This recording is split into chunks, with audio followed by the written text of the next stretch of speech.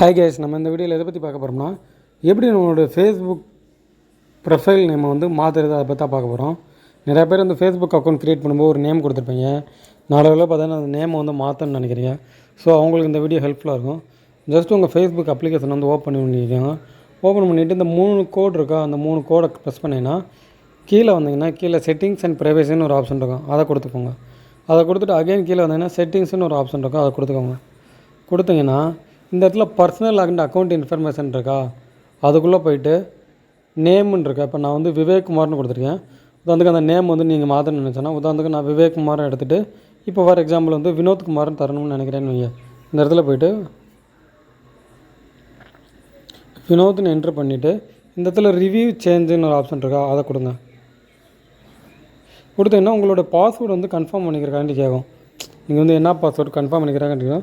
நான் இங்கே வந்து என்ன பாஸ்வேர்டு கொடுத்தனோ அந்த பாஸ்வேர்டு வந்து கொடுத்துட்டேன். நீங்கள் என்ன பாஸ்வேர்டு வந்து யூஸ் பண்ணுறீங்களோ அந்த பாஸ்வேர்டு வந்து கொடுங்க. இப்போ கொடுத்தீங்கன்னா அவ்வளோதான். இப்போ உங்கள் நேம் வந்து வினோத்குமார் மாறிடுச்சா. இப்படி தான் வந்து ஃபேஸ்புக் அக்கௌண்ட்டில் நேம் சேஞ்ச் பண்ணணும். இந்த வீடியோ பிடிச்சிருந்தால் லைக் பண்ணுங்கள்.